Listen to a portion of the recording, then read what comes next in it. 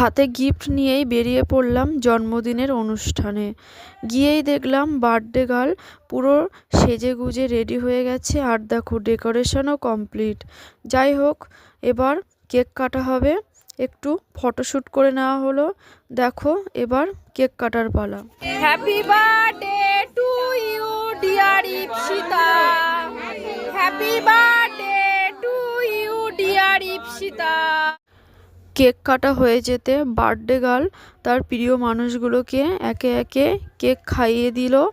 তারপরে দেখো একটু কেক মাখামাখি হলো, তো একে একে সবাই গিফটগুলো দিয়ে দেওয়া হচ্ছে। তো আমিও গিফটটা দিয়ে দিলাম। এবার হবে বেলুন ফাটানো।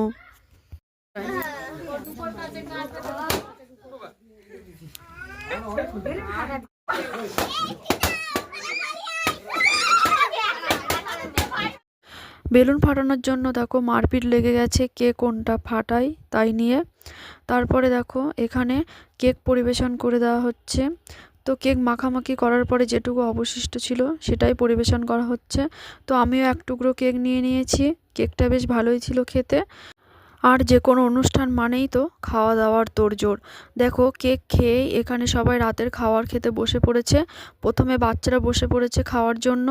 তো দেখো জন্মদিনে মেনু ছিল গরম গরম লুচি, তার সাথে ছিল কষা মাংস, আর শেষে ছিল পায়েস আর মিষ্টি। তো ভিডিওটা আজ এই পর্যন্তই।